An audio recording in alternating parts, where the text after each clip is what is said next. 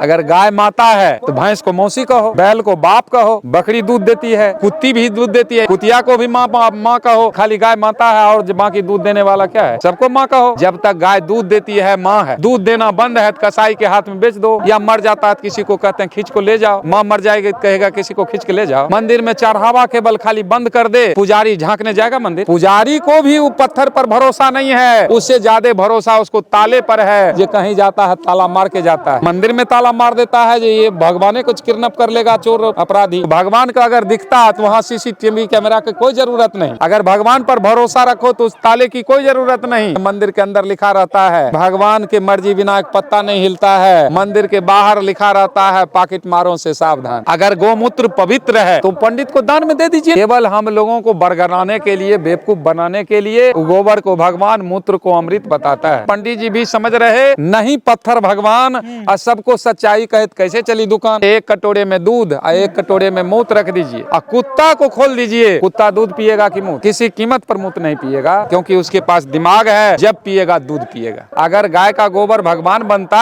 और मेवा मिष्ठान उस पर चढ़ता है तो पूजा तक ही, पूजा के बाद जितना मेवा मिष्ठान पंडित जी के झोला में चला जाता है और ठाकुर जी कहते हैं फेंक दो। ठाकुर जी को क्यों नहीं ले जाते हैं? तब भी हमारा समाज नहीं समझ रहा है। ये नोट जो है सबसे अछूत ये नोट है, क्योंकि ये इंसान के हाथ में, बेईमान के हाथ में, बकरे काटने वाले के हाथ में, गाय काटने के वाले के हाथ में, अपराधी के हाथ में, वेश्यावृत्ति के हाथ में, कितना लोगों के हाथ गया पता नहीं। सबसे अछूत है ये नोट है, और इस नोट को भगवान के अछूत चीज मत चढ़ाओ।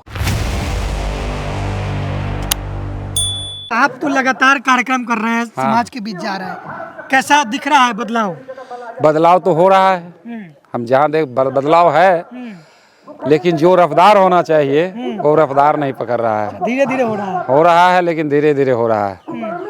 लेकिन एक दिन निश्चित हम विश्वास रखते हैं, मन में है पूरा विश्वास, एक दिन होंगे हम कामयाब। क्योंकि हमारे जैसे सैकड़ों लोग नहीं, हजारों लोग लगे हुए हैं इस अभियान में। तो आप तो अभियान में लगे हुए हैं कि पाखंड अंधविश्वास खत्म होगा, लेकिन आप ही की तरह नहीं, बाबा लोग जो है वो भी अपना काम कर रहे हैं, और वो तमाम लोगों के बीच में पाखंड फैला रहे हैं और बता रहे हैं कि गाय का गोबर अगर आप बॉडी पे लगाएंगे, शरीर पर, तो त्वचा रोग नहीं होगा। गाय के गोबर को खा लेंगे तो कैंसर ठीक हो जाएगा। गाय का मूत्र सुबह शाम पीजिए, कोई रोग नहीं होगा। इस तरीके का जो है कि बयानबाजी बाबा लोग कर रहे हैं, क्या कहेंगे उनको? ऐसे बाबा लोग जैसे रामदेव बाबा हैं, जो गाय का मूत्र और गोबर का यूज करने वाला, खुद कैंसर से पीड़ित हैं अभी। इससे स्पष्ट हो रहा है जो लोगों को दिखावा के लिए, भ्रम में हम लोगों को, बहुजनों को फंसाने के लिए कुछ भी बोल सकते हैं। ये गाय के गोबर को जो भगवान बना दिया जाता है, गाय के गोबर को भगवान नहीं बनाता है। हमारे दिमाग में उठूस कर देखता है ये जो कहते हैं मानता है कि नहीं। अगर गाय का गोबर भगवान बनता और मेवा मिष्ठान उस पर चढ़ता है तो पूजा तक ही, पूजा के बाद जितना मेवा मिष्ठान पंडित जी के झोला में चला जाता है और ठाकुर जी कहते हैं फेंक दो। ठाकुर जी को क्यों नहीं ले जाते हैं? तब भी हमारा समाज नहीं समझ रहा है, लेकिन समझ रहा है। हम देख रहे हैं बदलाव हो रहा है। जितना बाबा लोग हैं वो सतर्क हो रहे हैं, कितना बाबा लोग तो ये ठग विद्या बंद कर दिए। नहीं, क्या कहेंगे उनको जो कह रहे हैं गोबर शरीर पे लगाइए, त्वचा रोग ठीक हो जाएगा? क्या त्वचा रोग की? उनको रोग खुद ग्रसित हैं, हमको ठीक करेंगे बीमारी? तो अभी की व्यवस्था है जो घी को जलाया जाता है, दूध को बहाया जाता है, अब मूत्र को पिया जाता है। वो कहने वाला नहीं पीता है, हम बहुजनों को ये संदेश देता है ये मूत्र पीने से, गोबर खाने से ये रोग ठीक होगा।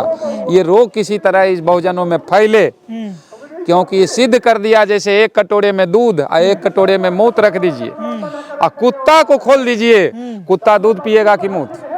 किसी कीमत पर मूत्र नहीं पिएगा, क्योंकि उसके पास दिमाग है। जब पिएगा दूध पिएगा। और हमारा समाज भी जाग रहा है ये प्रैक्टिकल देख कर। अच्छा, पंडित जी लोग को दान में क्या देना चाहिए? अगर गोमूत्र पवित्र है तो पंडित को दान में दे दीजिए ना।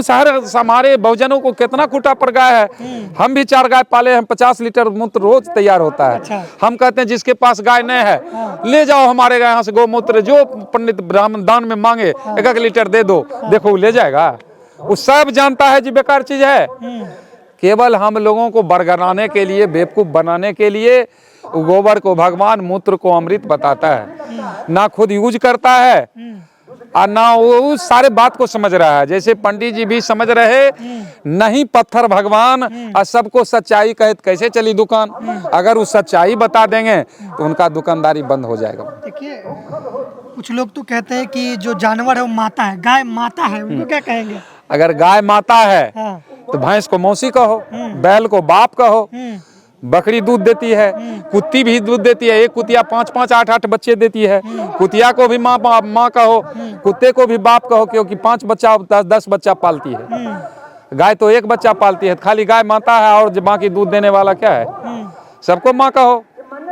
लेकिन ये जब तक गाय दूध देती है माँ है, दूध देना बंद है तो कसाई के हाथ में बेच दो, या मर जाता है तो किसी को कहते हैं खींच को ले जाओ। माँ मर जाएगी तो कहेगा किसी को खींच के ले जाओ। ये तो सब पाखंड है। अच्छा, एक सवाल है, हम इमेजिनेशन करते हैं, थोड़ी कल्पना कर लेते हैं हम लोग कि गाय जो है अगर वो मनुष्य की भाषा समझती, या गाय का बछड़ा मनुष्य का भाषा समझता, और ये जो बाबा लोग कह रहे हैं कि गौमूत्र पियो और वीडियो भी आता है पीते हुए, अगर गाय समझती और गाय का बछड़ा समझता तो इन लोगों को क्या कहता कि अरे भाई हम तो दूध पी रहे हैं, तुम लोग? अरे गाय का बछड़ा क्या समझेगा दूध पिएगा? तो वो दूध पीता है लेकिन मनुष्य मूत्र पी रहा है उसका। तो बछड़ा होशियार है और वो कहने वाला भी होशियार है। बुद्धू हम लोग हैं जो उनकी बातों में, उनकी बात के जाल में फंसे हुए हैं। जैसे मकड़ा जाल बुनता है और कितना कीड़ा फंसता है तो उसका भोजन बनता है। ये ब्राह्मणवादी व्यवस्था का ये जाल है, इसमें बहुजन फंसता है, उसका आहार बनता है, हमारी कमाई पर वो जी रहा है।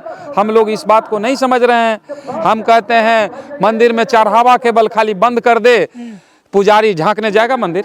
अच्छा, आप नोट रखे हुए, नोट दिखाए, कुछ बता रहे थे, बताइए। हम तो कहते हैं जी ये नोट जो है, नोट निकालिए फिर कहिएगा। ये नोट जो है सबसे अछूत ये नोट है, क्योंकि ये इंसान के हाथ में, बेईमान के हाथ में, बकरे काटने वाले के हाथ में, गाय काटने के वाले के हाथ में, अपराधी के हाथ में, वेश्यावृत्ति के हाथ में, कितना लोगों के हाथ गया पता नहीं। सबसे अछूत है ये नोट है। और इस नोट को भगवान के, अगर भगवान मानते हम कहते हैं पूजा करो, लेकिन ये अछूत चीज मत चढ़ाओ, मेवा मिष्टान मत चढ़ाओ। वहाँ एक पागल भी जानता है जो मंदिर की मूर्ति ना खाते हैं ना दिशा जाते हैं। तो गधे चढ़ावा किस लिए देते हो? अगर चढ़ाना है तो एक फूल चढ़ा दो, वो केवल गंध लेते हैं। और ये काम केवल 1 वर्ष करके देख ले बहुजन, तो पुजारी पूजा करने के लिए वहाँ झांकने तक नहीं जाएगा। वो जानता है पुजारी को भी वो पत्थर पर भरोसा नहीं है, उससे ज्यादा भरोसा उसको ताले पर है। जो कहीं जाता है ताला मार के जाता है। कैसे में ताला मार के जाता है? मंदिर में ताला मार देता है, जो ये भगवान कुछ किडनैप कर लेगा चोर अपराधी। उनको सब दिखता है। किसको? भगवान का अगर दिखता है तो वहाँ CCTV कैमरा की कोई जरूरत नहीं। अगर भगवान पर भरोसा रखो तो उस ताले की कोई जरूरत नहीं। और भगवान सब सुनते हैं तो वहाँ लाउड स्पीकर की कोई जरूरत नहीं। लेकिन सारे लोग जानते हैं मंदिर के अंदर लिखा रहता है जे भगवान के मर्जी बिना एक पत्ता नहीं हिलता है। मंदिर के बाहर लिखा रहता है पॉकेट मारों से सावधान। तो पॉकेट मारी भी भगवान करवाते हैं, उनके मर्जी से जब हो रहा है तो पॉकेट मारी भी वही करवाते हैं। अच्छा, मंदिर में ढोलक रहता है, उसके बारे में भी कुछ कहते हैं? ढोलक तो हम कहते हैं बजाते। जे मंदिर में मरे जानवर का खाल रह सकता है, हाँ। लेकिन इंसान जाता है तो मंदिर छुआता है। कैसे? क्या? जैसे कि एक मंदिर में ढोलक जो बना किसी मरे जानवर के खाल से बना है, और वो मंदिर में रखा रहता है, उससे मंदिर अपवित्र नहीं। लेकिन एक इंसान जाता है तो मंदिर छुआता है। इसका मतलब है हम बहुजनों से अच्छा मरे जानवर का चाम, मारे जानवर का खाल हम बहुजनों से अच्छा है। फिर भी हमारा बहुजन नहीं समझता है, ये लात जूता खाने के लिए वहाँ पहुँचना बंद नहीं करता है। बाबा साहब ने कहा जैसे इंसान को इंसानियत बनाने के लिए महामना बुद्ध ने राज्य छोड़ दिया, सम्राट अशोक ने युद्ध छोड़ दिया, और बाबा साहब ने पोगापंथी धर्म छोड़ दिया, और उसी धर्म को हम सीने से लगाए हैं। क्या हमारा बहुजनों को कल्याण होगा? कभी कल्याण नहीं होगा। एक बात और है, जो बाबा पाखंडी लोग हैं वो बता रहे हैं कि मुख से ब्राह्मण जन्म लिया, बाहू से क्षत्रिय, जंघा से वैश्य और पैर से शूद्र, जितना ओबीसी है, एससी है, सब पैर से पैदा हो गया। हम तो कई बार हम ये कह चुके हैं, जे मुंह से बहुजनों क्या निकलता है, तो बात आवाज आया मुंह से थूक खखार निकलता है। तो थूक खखार से अगर कोई पैदा हो जाता है तो होने दो। और वैश्य क्षत्रिय भुजा और पेट से और शूद्र कमर के नीचे, हम कहते हैं सारे औलाद शूद्र के हैं, क्योंकि कमर से नीचे ही पैदा होने का स्थान है, इसलिए सब शूद्र का औलाद है, चाहे वो कोई वर्ण हो, सब शूद्रों का औलाद है। बड़ा बात कह रहे हैं आप। ये बड़ा नहीं, ये देखने और झांकने और समझने की जरूरत है। इसको जानिए, समझिए, ये पैदा होने का कमर से नीचे ही स्थान है, जिसको लोग शूद्र कहते हैं। मुख से अगर ब्राह्मण पैदा हुआ, ब्रह्मा के मुख से ब्राह्मण पैदा हुआ, तो बच्चा दानी कहाँ था? मुंह में। और बिना, सारे लोग जानते हैं हर जीव में नर मादा होता है, बिना नर मादा के संगम से सृष्टि का निर्माण नहीं होता। तो उसमें उसके मुंह में संपर्क किसने किया, जो वहां से बच्चा पैदा ले लिया? ये सारा सरी ढोंग अंधविश्वास है। जब तक हमारा समाज जागेगा नहीं, इस बात को नहीं समझेगा। अच्छा, एक सवाल और, आप स्वर्गीय हैं और आप अपने पिताजी के नाम में नरकीय लगा दी, ये बड़ा अजीब सा, लोग लगातार सवाल पूछते हैं इसके बारे में। हाँ, लगेगा, क्योंकि ये स्वर्ग नरक का विडंबना इतना जबरदस्त बनाया है पाखंडियों ने कि मरने के बाद स्वर्ग, अरे मरने के बाद स्वर्ग है तो जीते जी क्या नरक है? जिंदा स्वर्ग जा नहीं सकता, मरा बता नहीं सकता, तो हम कैसे समझेंगे जो हमारे पुरखे स्वर्ग गए कि नरक गए? ये पाखंडी जो बताता है उसी पर हम चल रहे हैं। बंधुओं, जीते जी स्वर्ग नरक है। हम तो ऐसे स्वर्ग के ठेकेदारों से एक बार बात हुआ, चलिए एक बात बताओ, जे आज स्वर्ग किसको भेजते हो? कहा अच्छा कर्म करेगा उसको स्वर्ग, बाकी को नरक। तो हम कहे अच्छा नेक व्यक्ति मर गए उसमें स्वर्गीय लग गया, कोई बात नहीं। लेकिन आदि से आज तक नेक व्यक्ति मर गया, अपराधी मर गया, चोर बेईमान कोई मर गया, सब में स्वर्गीय लगता है, तो नरक किसके लिए? जब स्वर्ग पक्की है तो हम जोर जुलूम अत्याचार क्यों नहीं करें? स्वर्ग तो पक्की है। लेकिन ये व्यवस्था केवल पाखंडवाद पर आश्रित है। हमारे पिताजी मर गए तो हम कहे नहीं, पिताजी को स्वर्ग नहीं भेजेंगे। कुछ लोग कहा मृत्यु प्रमाण पत्र बनाना होगा, बनवाने गए तो हम नारकीय सरयुग महतो लिख दिए। कहा ये फार्म छट जाएगा, कल छट जाएगा तो हम समझ लेंगे। हम पिताजी को स्वर्ग नहीं भेजना चाहते हैं। स्वर्ग में आदि से आज तक जितना मरा है नेक व्यक्ति अपराधी सब वहीं है, वहाँ तिल रखने का जगह नहीं है। हमारे पिताजी चंद से कैसे रहेंगे? मध्यम वर्ग के हैं, कोई जीने नहीं देगा। तो बीडीओ साहब को दिए, बीडीओ साहब हमको बुलाए तो कहे कि फार्म छट जाएगा, कल छट जाएगा सर, हम समझ लेंगे। तब उच्च अधिकारी से बात किए, उच्च अधिकारी कहे कौन है, पहले उससे बात कराइए। पूछे आपका क्या नाम है? कहे स्वर्गीय सियाराम महतो। आप स्वर्गीय हैं? कहिए जी सर, हम स्वर्ग में हैं, आप पिताजी को हम नरक में भेजना चाहते हैं। आज तक कोई नरक नहीं गया, पूरे नरक का मालिक हमारे पिताजी बनेंगे। तो नारकीय सरयुग महतो के नाम से हमारे पिताजी का मृत्यु प्रमाण पत्र बन गया। हम स्वर्ग में हैं, हम सिद्ध करते हैं जो गरीब से गरीब परिवार क्यों नहीं हो, लेकिन परिवार में अगर मिलकर रहते हैं तो घर स्वर्ग है, कला है तो नरक है, चाहे आपके पास संपत्ति जो। अच्छा, आप एक और बात कहते हैं कि देश में एससी एसटी ओबीसी और मुस्लिम है, अगर मुस्लिम को हटा दिया जाए तो ये जो एससी एसटी ओबीसी जिसको हिंदू कहा जा रहा है उसको फिर से अछूत और शूद्र, तो क्या और कैसे कहते हैं उसको बताइए ठीक से। तो हम तो बराबर कहते हैं कि जब तक इस देश में मुस्लिम है तब तक आप एससी एसटी ओबीसी माइनॉरिटी सबको कहेगा। जिस दिन मुस्लिम अगर भारत छोड़ देगा तो फिर वही हाल, आज से सैकड़ों साल पीछे जो अछूत और नीच बना के रखा था वो हम अछूत और नीच रहेंगे, शूद्र भी नहीं रहेंगे। तो मुस्लिम है तभी हिंदू कह रहे हैं। तब तक हम हिंदू। हम तो एक मंच से लखनऊ में कहे, ये बतवा बोल दीजिए। हम अल्पसंख्यक ब्राह्मण, हम बोले तिल मिला गया लोग, कहाँ हम अल्पसंख्यक मुसलमान है।